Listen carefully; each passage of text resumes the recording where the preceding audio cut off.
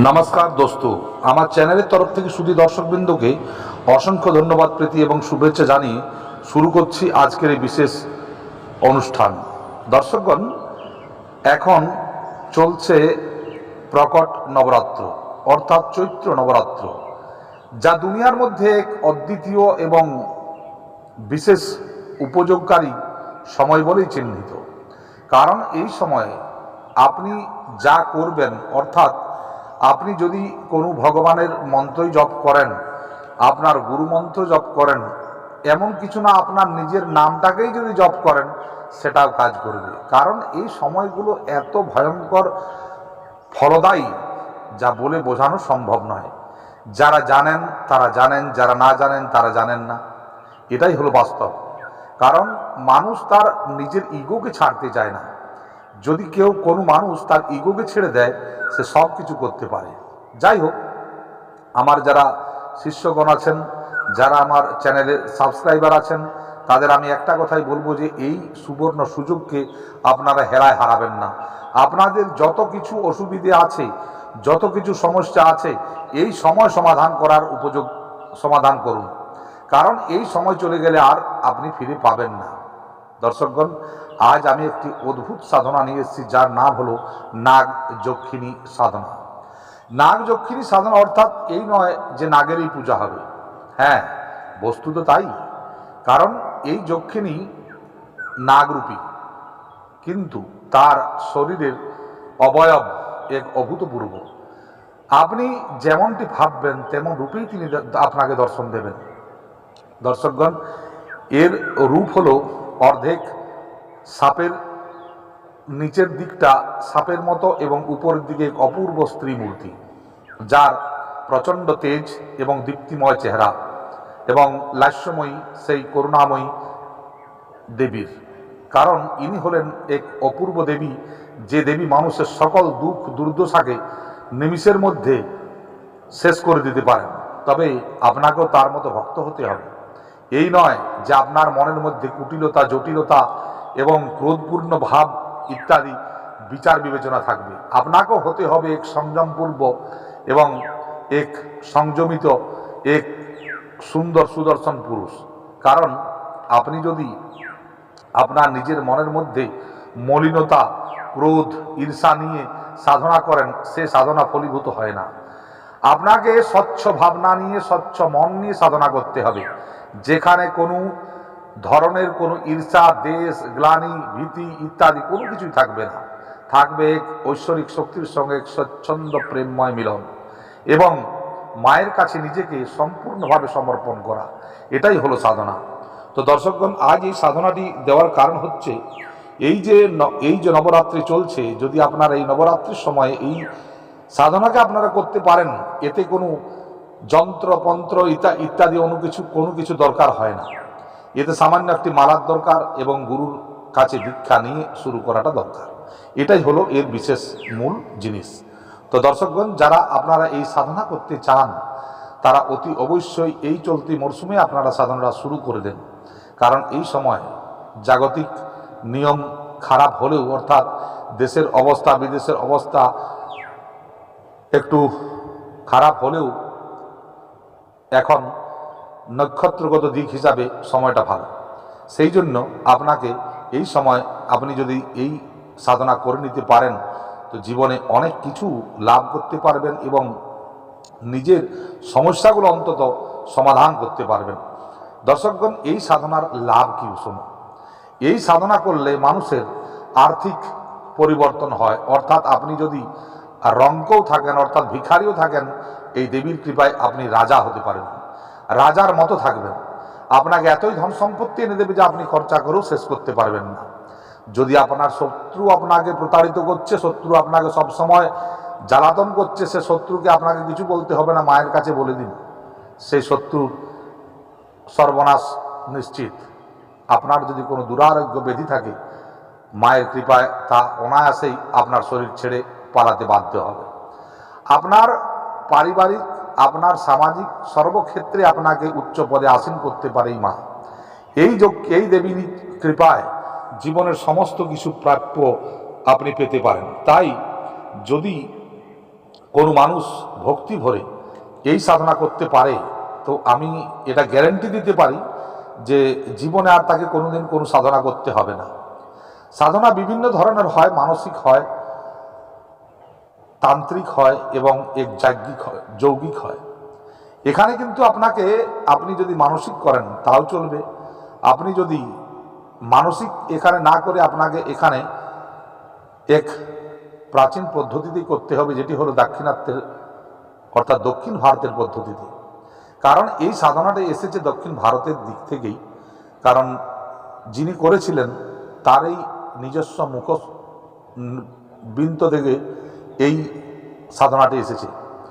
এই সাধনার মূল হলো যে এই সাধনা করার সময় আপনাকে দক্ষিণ ভারতের নিয়ম অনুযায়ী আপনাকে সাধনাটি করতে হবে। আপনাকে ওই পরম্পরাগত প্রথা মেনেই সাধনাটা করতে হবে। এবার বলি এই সাধনা কবে থেকে করবেন। এই সাধনা করবেন আপনারা শুক্লপক্ষের পঞ্চমী থেকে কিংবা পূর্ণিমার দিন থেকে। 41 দিনের এই সাধনা আপনাকে করতে হবে। যদি আপনাকে এই সাধনা দ্বারা ফল লাভ চান বা চান যে আপনার সব সমস্যার সমাধান হোক, তাহলে আপনাকে এই 41টা দিন পূর্ণ ব্রহ্মচর্য সংযমিত ব্যবহার, মিতভাষী মিতব্যয়ী হয়ে আপনাকে এই সাধনা করতে হবে। আপনাকে কারোর সাথে কোনো ঝগড়া করা চলবে না, কোনো স্ত্রী জাতির অসম্মান করা চলবে না, কোনো বয়োজ্যেষ্ঠদের সাথে কোনো তর্ক বিতর্ক করা চলবে না, কারোর সাথে বিশেষ কোনো কথা বলা চলবে না। কারণ এক সাধক যত কথা বলে তার মধ্যে তার এনার্জি অতটাই লস হয়। তাই দর্শকগণ, আমি একটা কথাই বলবো যে যারা সাধনা করেন তারা কথা কম বলার অভ্যাসটা বানান। কারণ আপনি যদি বেশি কথা বলেন আপনার সঞ্চিত সাধন শক্তি কমে যাবে। তো দর্শকগণ, আজ আমি যেভাবে বলছি যদি আপনারা সাধনাটা ঠিক সেইভাবে করতে পারেন, আমি বলবো জীবনের চরম থেকে চরম উন্নতির শিখরে আপনি পৌঁছাতে পারবেন, এটা চরম সত্য। দর্শকগণ, এই সাধনার জন্য আপনাকে একটি সুন্দর স্ত্রী মূর্তি, যেভাবে আমি পূর্ববৎ বলেছি যে এই যক্ষিণী দেবী আপনাকে সেইভাবে দর্শন দেবেন আপনি যেভাবে চান। যদি আপনি অর্ধেক সাপ অর্ধেক স্ত্রী মূর্তির ফটো বানাতে পারেন তা বানাতে পারেন, কিংবা একটি সুন্দর রমণীর চিত্র বানাতে পারেন। সেটিকে একটি কাঠের বাজটের উপর আপনারা স্থাপিত করবেন উত্তর দিকে এবং দক্ষিণ দিকে মুখ হবে। এবং এই সাথে একটি বিশেষ গুরুত্বপূর্ণ জিনিস হলো যে এই নাগকুলের দেবতা হলেন স্বয়ং বাবা ভোলেনাথ, অর্থাৎ ভোলেনাথের পূজা আপনাকে করতেই হবে। এবং আপনাকে দক্ষিণ ভারতের প্রথা অনুযায়ী সাপেদের দেবতা হলেন কার্তিকেয়, তাই কার্তিকেয়কেও আপনাকে পূজা করতে হবে এবং শেষ নাগের পূজা আপনাকে করতে হবে। এই পূজাগুলি করার পরই আপনাকে এই যক্ষিণী দেবীর পূজা করতে হবে। এই পূজাতে বিশেষ কিছু জিনিস লাগে না, এতে লাল ধরনের কোনো রঙের বন্দোবস্ত থাকবে না। জেনে রাখুন যে লাল রং এতে সম্পূর্ণভাবে বর্জনীয়। লাল ফুল চলবে না, লাল চন্দন চলবে না, লাল টিকা চলবে না, লাল সুতো চলবে না। যে ফটোটি আপনি বানাবেন সেই ফটোতেও কোনো লাল রঙের বন্দোবস্ত থাকবে না। এতে সাদা ফুলের মালা চলবে, সাদা ফুল দিয়ে পূজা করবেন। হলুদ রঙের ফুল দিয়ে পূজা, হলুদ গুঁড়ো দিয়ে এই দেবীকে অভিষেক করতে হয়। এতে ভোগ নৈবেদ্য হিসাবে কেলা, দুধ এবং ডাবের জল এর হলো এই ভোগ নৈবেদ্য। তো দর্শকগণ, আপনারা যদি এই সাধনাটি আমি যেভাবে বলছি যদি করতে পারেন, তো জীবনে চরম থেকে চরম উন্নতির শিখরে আপনি পৌঁছাতে পারবেন। আপনার চাওয়ার চেয়েও আপনি বেশি পাবেন, এটা জেনে রাখুন। আপনি যা মনস্থির করবেন তা অতি অবশ্যই ফলীভূত হবে এই দেবীর কৃপায়। এই দেবীর কৃপা আপনার উপর সদা সর্বদা বিদ্যমান থাকবে। শুধু আপনি মন্ত্র জপ করে যাবেন। এই মন্ত্র জপ মাত্র ছোট ছোট মন্ত্র, এবং এই মন্ত্রগুলোকে আপনাকে প্রতিদিন 31 মালা করে জপ করতে হবে। 3100 মালা আপনাকে 3100 বার মন্ত্র আপনাকে প্রতিদিন জপ করতে হবে, তারপর আপনি ঘুমিয়ে যান।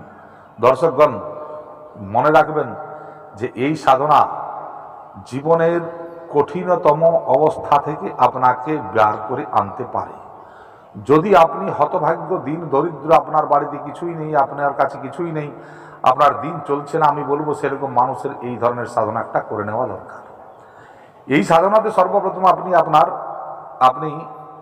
আপনার গণেশের পূজা করবেন। গণেশের পূজা করার পর আপনার পূর্বপুরুষ, কুলদেবী, কুলদেবতা ইত্যাদি পূজা আপনি সেরে নেবেন। সারার পর আপনি সর্বপ্রথম ভগবান ভোলেনাথের পূজা করবেন।